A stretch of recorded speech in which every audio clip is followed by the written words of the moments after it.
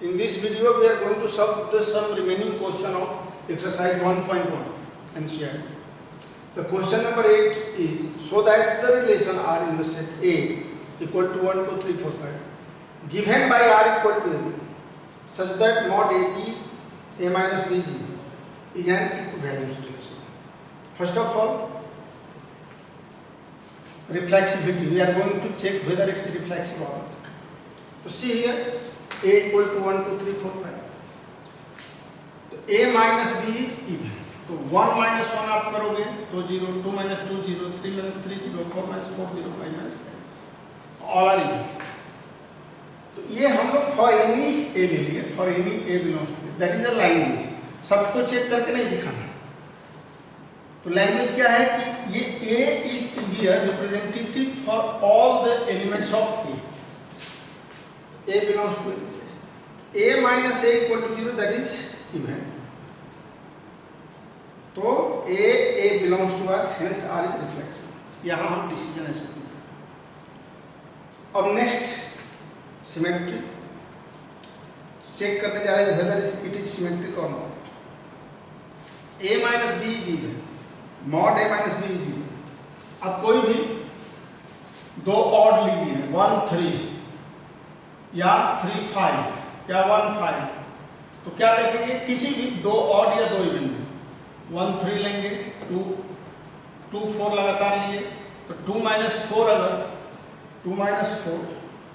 अगर इवन है तो 4 minus 2 भी क्या होगा, इवन होगा. 1 minus 3 अगर इवन है, 3 minus 1 भी इवन होगा. इस आधार पर हम क्या लिख रहे हैं कि A minus B is even, then mod B minus A is also even. And that is AB belongs to R, this implies that BA belongs to R for all AB belongs to A. तो ये ऐसे लिखा जाता है, लिखने का यही वे. अब ट्रांजिटिविटी चेक करना है. तो mod A minus B is even and B minus C is even, therefore A minus C is also even. अब यहाँ पर अगर हम ट्रांजिटिविटी A में देखेंगे तो ये 1 3 और 5 केवल यही 3 पर चेक हो पाएगा ट्रांजिटिविटी. 1 3 है और 5 है, यहाँ A B C के बदले. अगर इन तीनों पर देख रहे हैं transitivity, A minus B is even and B minus C is even, तो mod A minus C is even. यहाँ 1 minus 3 लीजिए, 3 minus 5 लीजिए, फिर 1 minus 5 4 ही है, यानी कि A minus B even and B minus C is even, A minus C is also even. उसी को लिखा है कि AB belongs to R and BC belongs to R, this implies that AC belongs to R. Hence R is transitive. इसको odd, अगर ABC both odd होगा तो same case आएगा. ABC ऑड अगर इवन होगा तो भी यही सेम बात आएगी. तो इसलिए ट्रांजिटिव होगा. Therefore it is, hence it is R is transitive दिया गया. अब now see the next, so that all the elements of 2 4 are related to each other. 2 4 he related to each other. यहाँ क्या लिखेंगे, since the difference between odd even number to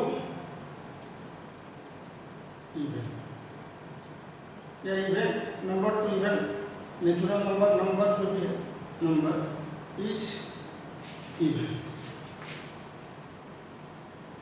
Therefore 2 4 is related to each other, are related to each other.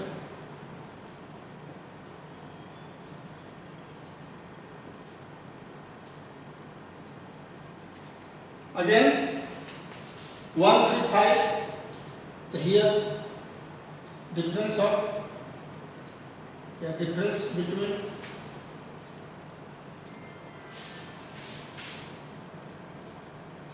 odd and odd number and odd number is even.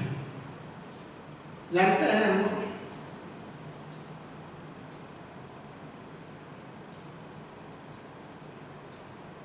is even. So therefore 1, 3, 5 are also related to each other.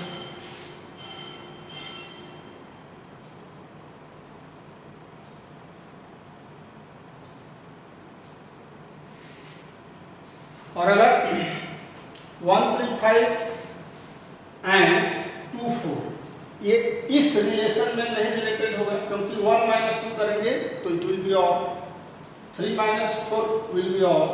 तो हम जान रहे हैं कि even और since difference between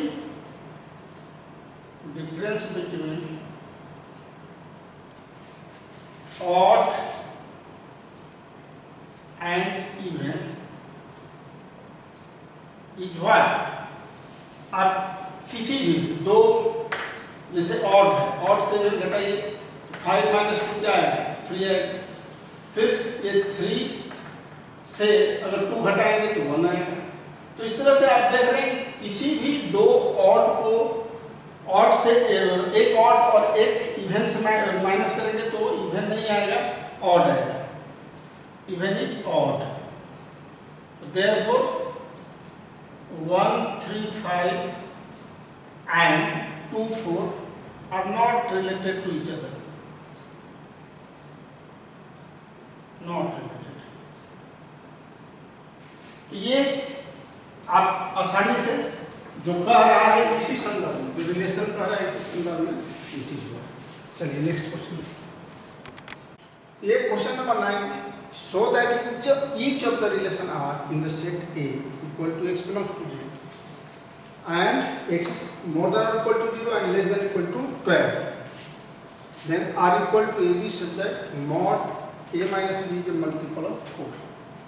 पहले हम इसको, इस रिलेशन को इक्विवेलेंस, ये दो इसमें रिलेशन दिया हुआ है। दूसरा है r equal to A B such that a equal to B, यानी इक्विवेलेंस रिलेशन।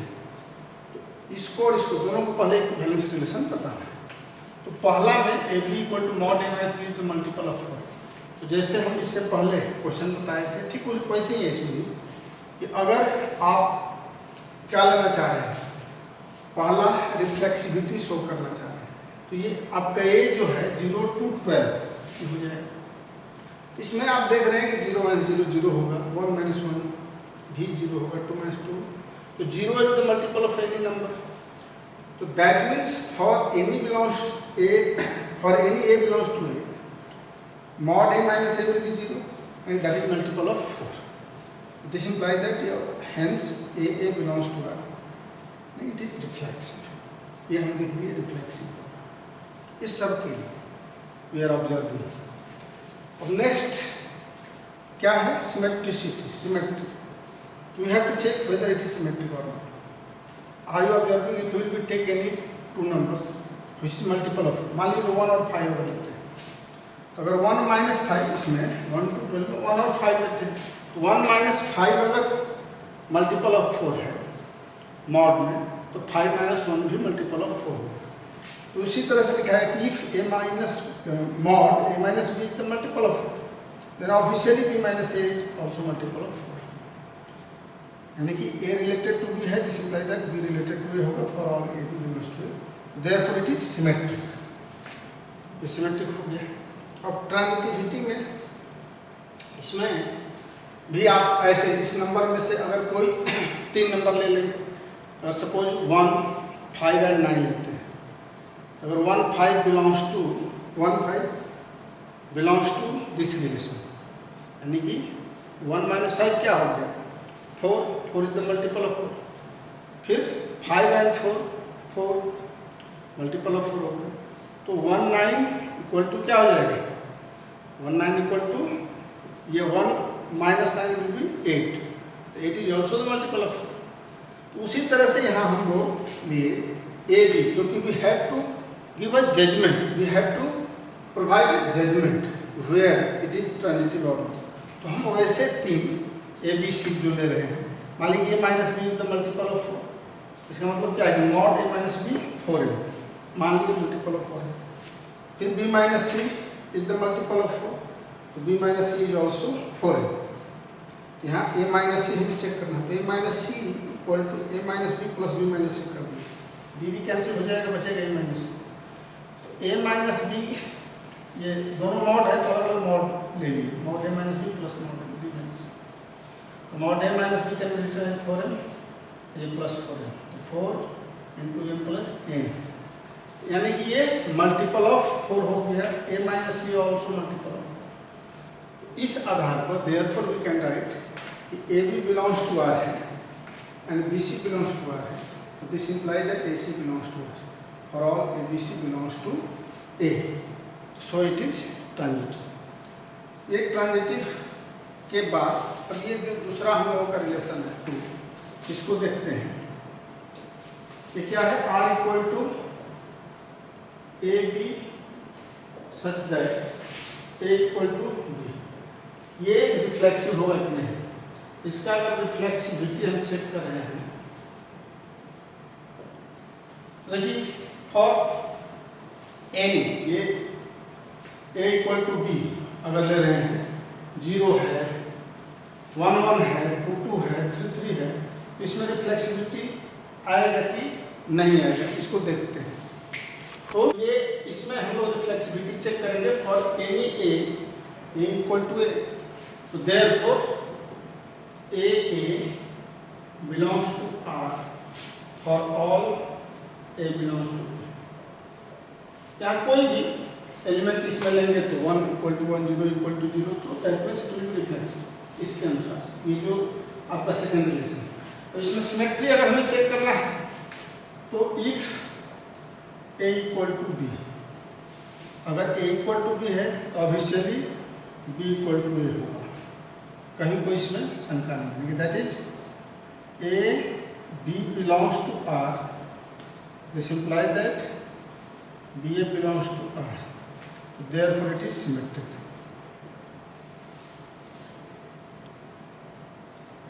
ट्रांजिटिविटी में कि if A belongs to B, x A equal to B, if A equal to B and B equal to C, this implies that A equal to C, and that is AB belongs to R and BC belongs to R, this implies that AC belongs to R।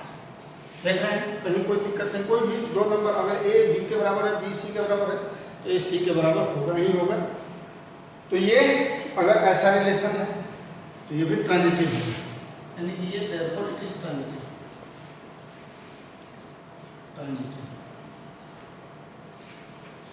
अब ये एक और है कि find the set of all elements related to 1 in each case में ये जो 1 है, इससे ये केस 1 क्या होगा, इससे रिलेटेड, यानी कि यहाँ पर आपका 1 2 3 4 5 6 7 8 9 to 12 दिया हुआ है, तो 1 और 5 अगर लेंगे, 1 5 और दूसरा 9, तो ये 1 से रिलेटेड, 1 माइनस 1, ये a minus B mod 0, 1 minus 1, तो इसमें तो केस 1 में हो जाएगा आपका 1 एक 5, 1 माइनस 5 करेंगे तो 4 हो जाएगा, फिर 1 माइनस 9 करेंगे तो ये 8 हो जाएगा, यानी कि 1 5 और 9 इसका ये इक्विवेलेंस रिलेशन जो होगा, ये 1 से find the set of all elements related to 1, तो ये 1 से जो रिलेटेड हुआ ये यही हो जाएगा 1 5 और 9, तो हो जाएगा, तो 1 माइनस 1 करेंगे तो 0, 1 माइनस 5 करेंगे तो 4, 1 माइनस 9 करेंगे तो 8, यानी कि इसमें ये इससे रिलेटेड हो। अब इसके बाद से 1 इक्वल टू 1, तो इसमें ये 1 से रिलेटेड अगर कोई भी हम एलिमेंट इसमें लेंगे तो 1 से रिलेटेड केवल 1 ही होगा, क्योंकि यहाँ क्या दिया है a इक्वल टू b। तो इस तरह से 2 में 1 और 1 में ये 1 5 9 आंसर। ये क्वेश्चन नंबर 11 है, कह रहा है कि so that the relation are in the set A of point in a plane given by r equal to pq, distance of the point p from the origin is same as the distance of the point q from the origin। यानी कि ये क्या है, point in plane, जो set जो है point in plane. तो इस प्लेन को हम क्वाड्रेंट एक्सिस में डिवाइड कर लेंगे। यहाँ पर जो पॉइंट p दिया हुआ है और ये q दिया हुआ है, पर जो p is equal to q, ऐसे OP इक्वल टू OQ दिया हुआ है। इस रिलेशन को यानी PQ such that OP equal to, और सेट ए हो गया आपका पॉइंट इन अ प्लेन। तो ये इक्विवेलेंस होगा, इसको चेक करना है। तो रिफ्लेक्सिविटी में फॉर एनी पॉइंट P और any point P OP equal to OP हो रहा है, देख रहे हैं। कोई भी पॉइंट P है तो OP इक्वल टू OP होगा ही। Therefore PP belongs to R। Hence for all P belongs to A। यहाँ for all P यानी कोई भी पॉइंट है उस प्लेन का, तो वो खुद कोई भी एक बिंदु हम ले रहे हैं P Q, तो OQ equal to OQ, OR equal to OR। तो ऐसे ये किसी भी पॉइंट के लिए ये जो रिलेशन है वो सेटिस्फाई होगा, यानी कि it will be reflexive, therefore it is reflexive. Clear है? अब सिमेट्री हमें चेक करना है। सिमेट्री तो देखिए, अगर OP इक्वल टू OQ है तो OQ इक्वल टू OP होगा, यानी कि दैट इज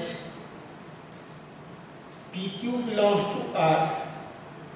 तो this implies that QP belongs to R। ये जो लिखा गया हमारा P और Q है, तो OP इक्वल टू OQ है तो OQ equal to OP, very easy to understand. तो therefore PQ belongs to R अगर है तो QP बिलोंग्स टू R होगा, यानी कि therefore it is symmetric. It is symmetric होगा ही। अब ट्रांजिटिविटी में चेक कर लीजिए whether it is transitivity। अब PQ एक पॉइंट अगर आप R ले लेते हैं कहीं भी, सपोज दैट इज R, तो अगर OP equal to OQ equal to OP equal to OQ है और OQ इक्वल टू OR है, तो ये OP इक्वल टू OR होगा। यानी कि इफ यहाँ ले जाते हैं, if OP equal to OQ and OQ equal to OR, this implies that OP equal to OR, यानी कि दैट इज, इसको ट्रांजिटिविटी में लिखेंगे PQ belongs to R and यहाँ R नहीं S ले लीजिए, रिलेशन दिया हुआ है, S लेना उचित है, इसको R के लिए S कर लीजिए, OS and PQ belongs to R and QS belongs to R, therefore PS belongs to R, hence it is transitive। Transitive हो गया।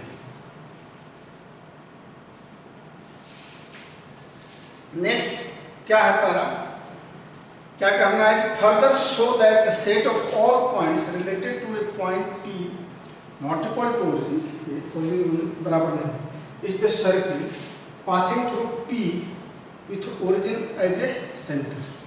तो अगर इसके आधार पर कोई भी आप लीजिएगा बिंदु P है और ये यहाँ से P का जो लोकस होगा, P ऐसे ही जाएगा, OP, OQ, OS आप अगर ले रहे हैं। दूसरा में अगर हम कोई भी पॉइंट ले रहे हैं, क्या कर रहे हैं, further so that the set of all points related to the point P।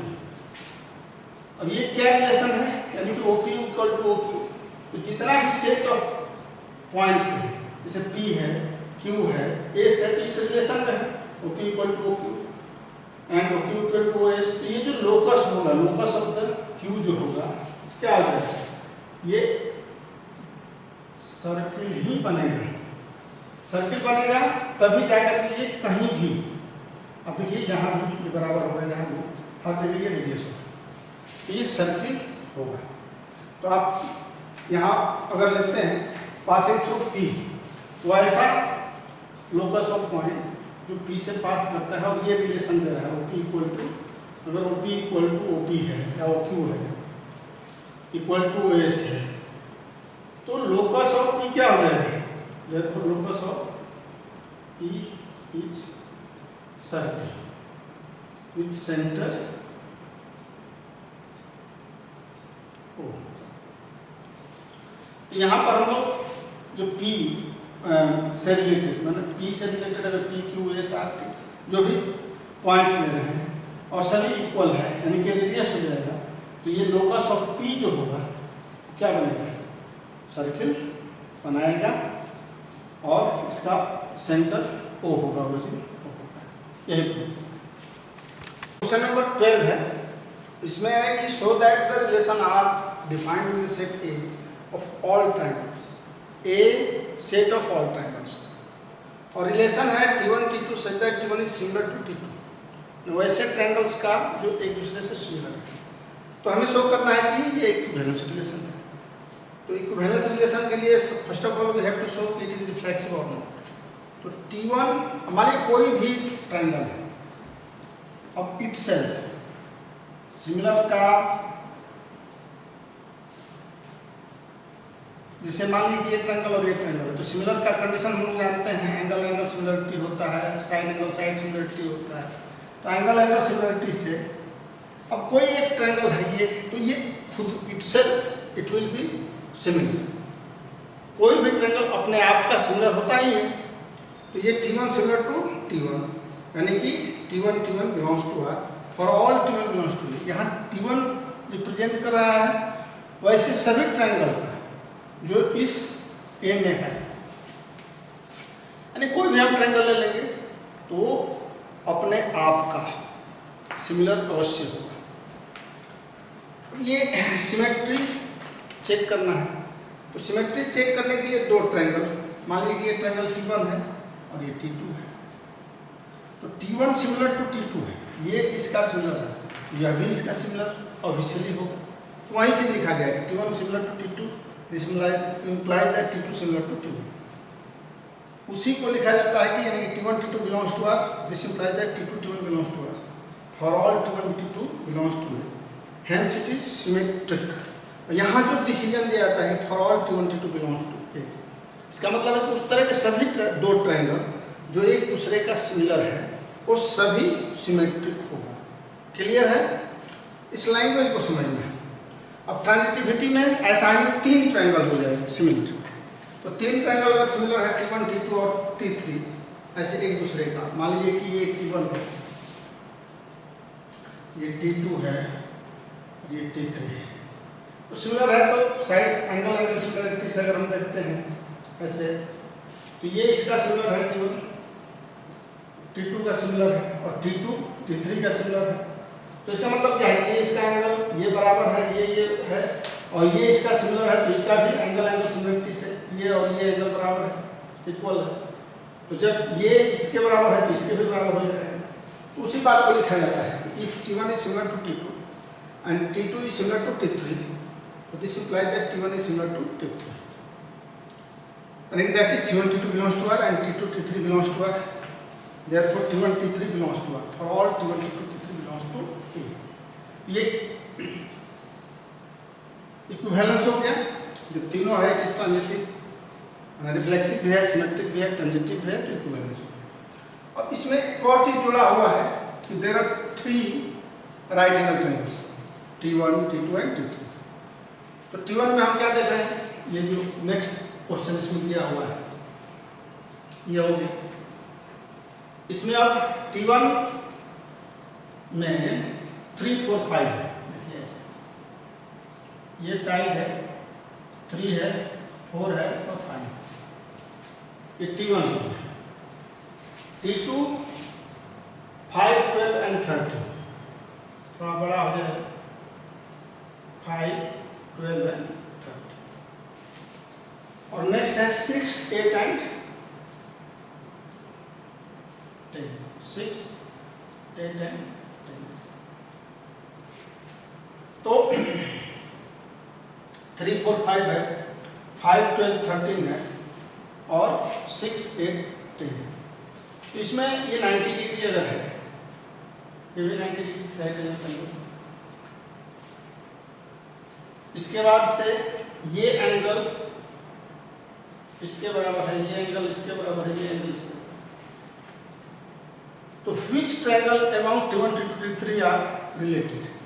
तो इसमें सभी, जैसे T1 is related to T2, इस रिलेशन में ये सारा रिलेशन हो गया।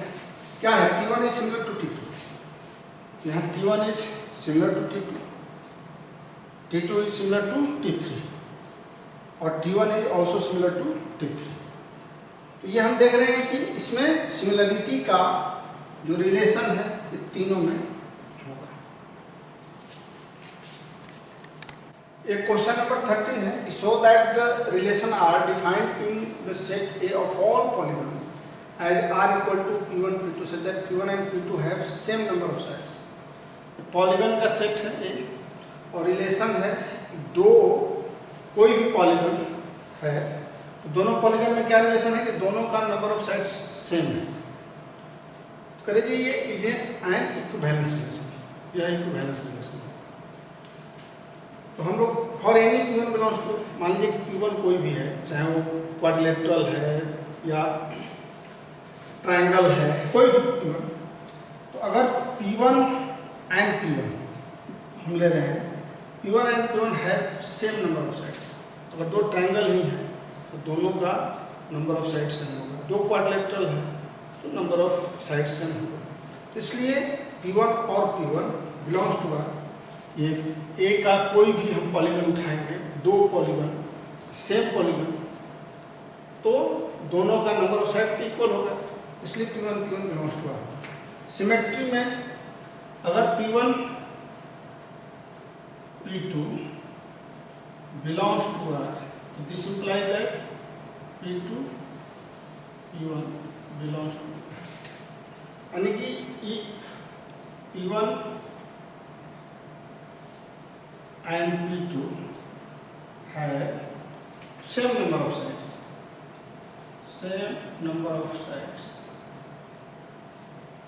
P1 and P2 have same number of sides, then ये क्रम चेंज करने से तो therefore P2 and P1 have also same number of sides, have also same number of sides.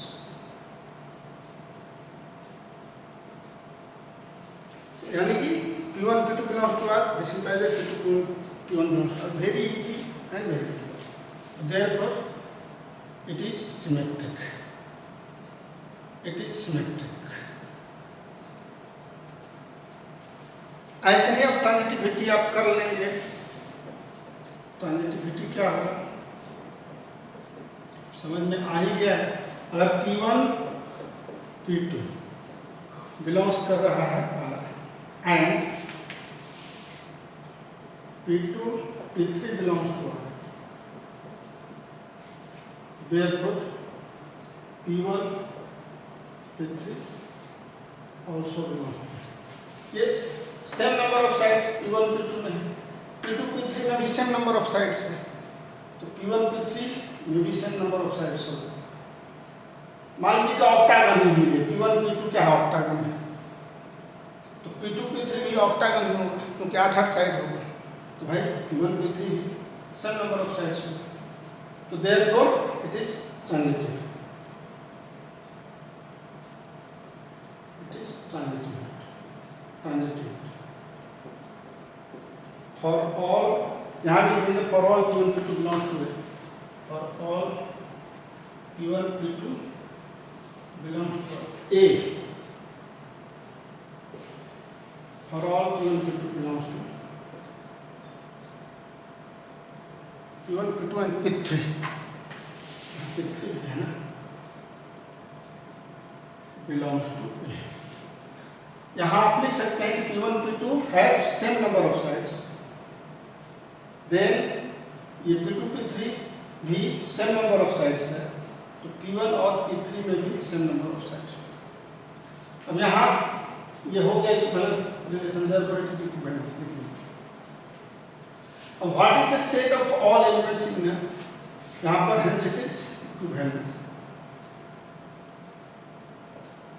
ये सब में जब रिफ्लेक्सिव होगा, सिमेट्रिक होगा, ट्रांजिटिव होगा, तो यही रिफ्लेक्सिविटी का कंडीशन है, hence it is reflexive, equivalence.